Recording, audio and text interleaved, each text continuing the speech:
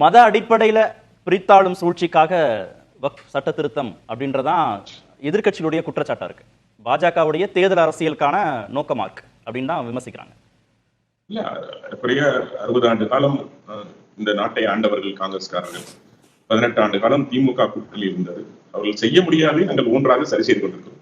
Article 370 இருந்து குடியுரிமை திருத்த சட்டத்திலிருந்து இன்னும் பல மசோதாக்கள் அனைப்பாக நிறைய சொல்ல முடியும். ஒன்றையும் சரியான பதவியில் கொண்டு சென்றிருக்கோம். ஒண்ணு. ரெண்டாவது, உங்களுக்கு நான் ஒரு வாட்ஸ்அப்ல தகவல் அனுப்பிச்சிருக்கேன். வேப்பூர், ராணிப்பேட்டை வேப்பூர் அந்த வில்லேஜ்ல ஒரே ஒரு கடிதம் மூலமாக எப்படி அவர்கள் அந்த பட்டா முழுசா 10 பேர் விவசாயிகள் 8 ஏக்கரை எப்படி அவர்கள் வக்போர்டுக்கு மாத்தினாங்க, நாங்க ரெப்ரசன்டேஷன் பண்ணதுக்கு அப்புறம் எப்படி திரும்பி மாத்தினாங்க ஒரே வருஷத்துல அப்படிங்கிறது வக்போர்டுங்கிறது முறைகேடுக்காக மட்டுமே பயன்படுத்தப்படுகிறது. ஒன்று அந்த மாதிரி அந்த மாதிரி ஒரு துணி வந்துடக்கூடாதுன்றதான் இல்ல இது எல்லா நிர்வாக அமைப்புகள்லயும் இந்த சிக்கல் இருக்கதானே சார் செய்யுது. அது இந்துக்கள் நடத்தினாலும் சரி, மத சிறுபான்மையினர் நடத்தினாலும் சரி, தனிநபர் நடத்தினாலும் சரி. நான் திரும்ப சொல்றேன், ராமசாமி ஏப்பன் மேல மிக அழகாக சொன்னார். எனக்கு ஒரு மாவட்ட ஆட்சியர்கிட்ட போய் உட்கார்ந்து பேச முடியும், பேசி அதை அந்த ப்ரொசீஜர் படி போறதுக்கான வாய்ப்பு இந்த அறநிலையத்துறையில் இருக்கு.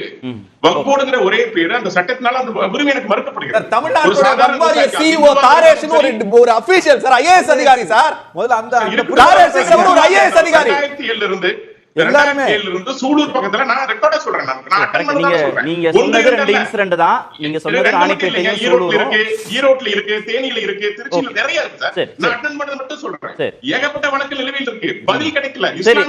ஓகேனா, முதல் சுற்றுல எல்லோருக்குமே போதுமான நேரம் கொடுத்தாச்சு. இடைவேளைக்கு இல்ல, நீங்க ஏற்கனவே சொன்ன குற்றச்சாட்டுகளை தானே நீங்க திரும்ப வைக்கிறீங்க. ஏற்கனவே நீங்க சொன்ன அதே குற்றச்சாட்டு தான். நாகராஜன், எனக்கு ஒரு கேள்விக்கு பதில் சொல்லுங்க. நாகராஜன், ஒரு கேள்விக்கு பதில் சொல்லுங்க அண்ணா ப்ளீஸ். இதுக்கு மட்டும் பதில் சொல்லுங்க.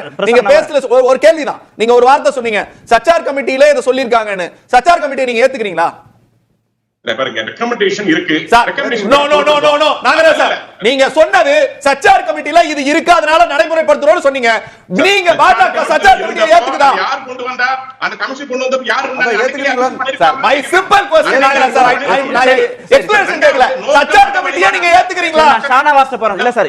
இல்ல நோக்கம் மத வழிபாடு அல்ல, நோக்கம் ஒரு வழிபாட்டில் உள்ள போறதல்ல, நோக்கம் நிலத்தை. அந்த நிலம் என்பது அந்த மதத்தினுடைய வழிபாட்டில் கொடுக்கப்பட்டது. அதுதான் வக்ஃபு.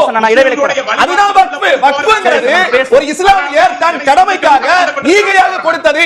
ஈகை என்பது இஸ்லாமியருடைய 5 கடமைகளில் மிக முக்கிய கடமை. That's combined with the religion.